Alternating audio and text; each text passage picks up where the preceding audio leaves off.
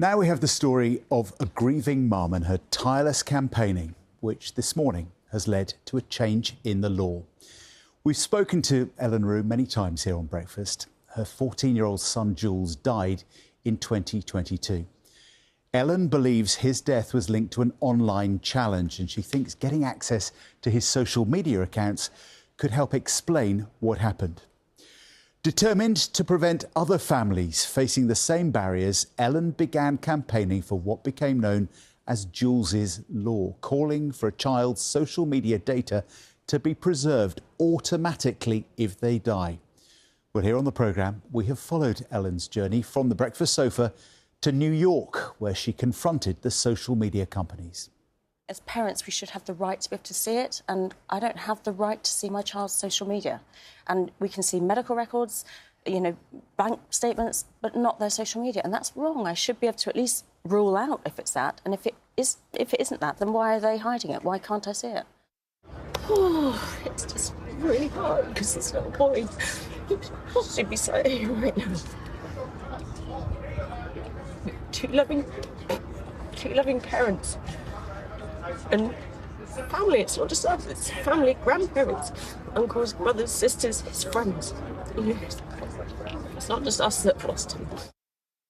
It's too late for our son, Jules, but there are plenty of other children around the world that we still need to help. I've tried for so long just to understand why my special boy isn't here. And I'm desperate to try and understand that. Well, this morning, after years of campaigning, the government has agreed to Ellen's campaign. It's going to amend the Crime and Policing Bill. Ellen joins us on the sofa. Good morning. Morning. You did it. I did it. You're crying. I thought I'd cry.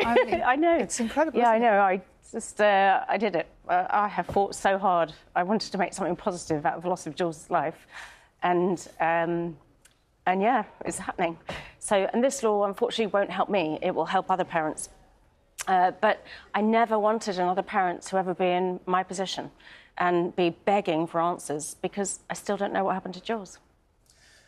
So, what does this change mean? I know you had a phone call. Was it late Friday night, early hours? So it was 4:15 in the morning in America, and I answered the phone thinking, oh, it'll be another journalist.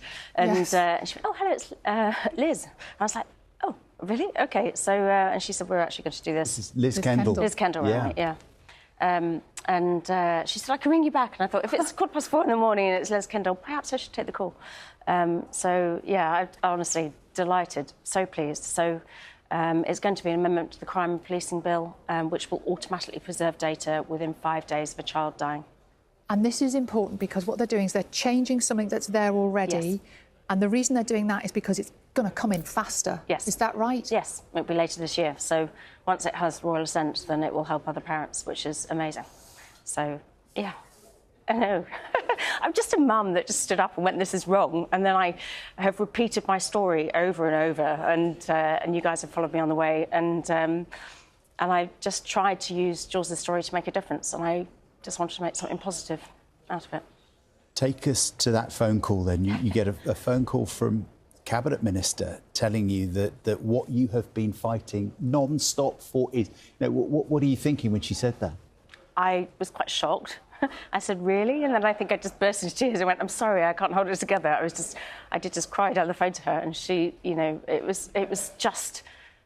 I'm just so delighted to hear this because when we went through the House of Lords recently and then the Minister said at the end, well, I'm not saying no, but we're not saying yes at the moment. So I then chased up a meeting with the Minister. I was like, right, you're going to hear from me. And so I cancelled that meeting. I don't need it. You just said, I'm just a mum, but you are so much more than just a mum. This has taken you across the world. You've spoken to people in power. You've spoken about your son at every opportunity. What have these years been like for you?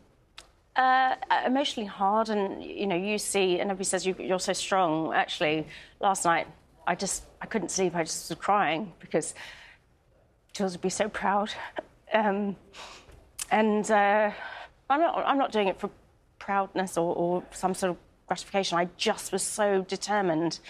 I don't want anybody to feel the pain that I felt.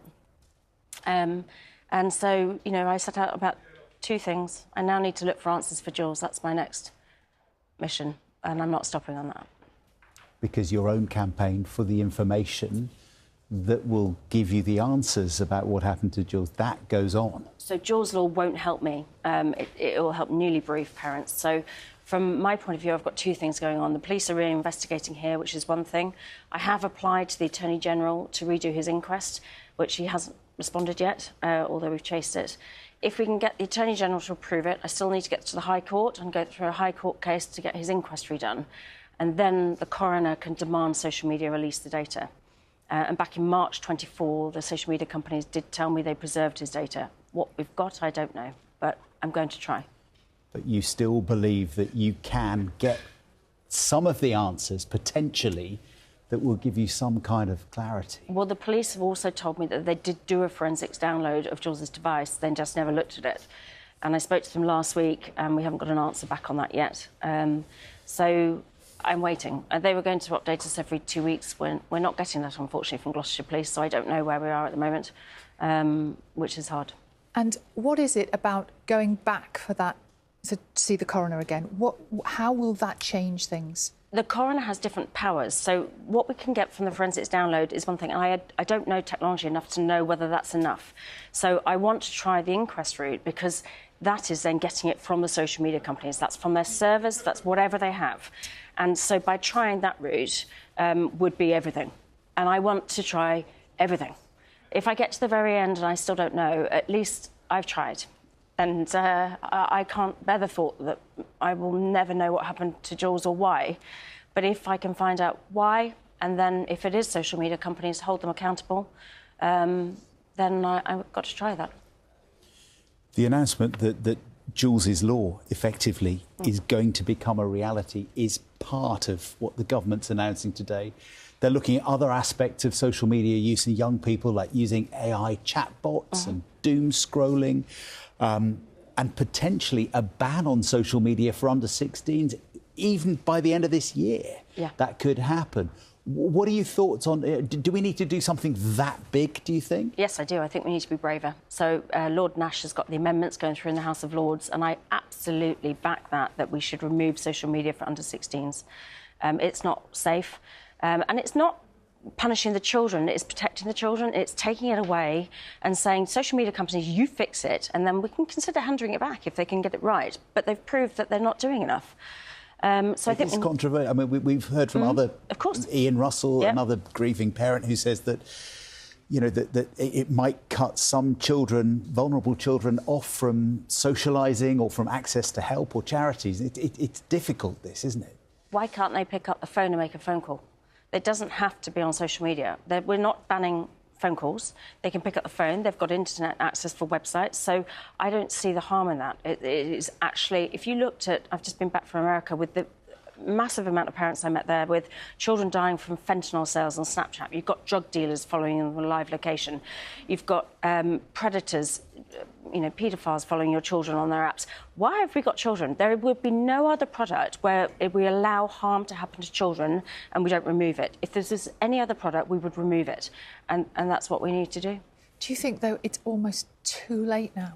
Like it's run ahead of us and we can't catch up? No, I think no. What we just continue doing it and hope that that some children will be okay? No, I think we need to be bolder, braver, take it away, fix it. Yes, there will always be children that find workaways. You know, children. You know, there'll be children under 18 that find their way to have a drink sometimes, and older siblings get them a drink and so on. But this is just an age restriction in a different area of the law, and I think we need to do it. It sounds to me like, although you're here to talk about your campaign for a law change being achieved today, your fight, more generally, continues. Oh, I'm not stopping. There's no way I'm stopping. There's so much more we've got to achieve.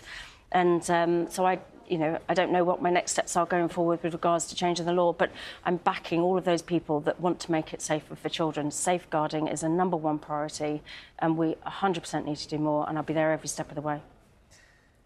Thank you so much for coming in to talk to us this morning. I know it's a hugely emotional moment and time for you. We're just so grateful that you can share this news with us. So thank you, Ellen. I managed to do it without crying. Just You did brilliantly. Yeah, exactly. Thank you very much. Really well. Thank you for As ever.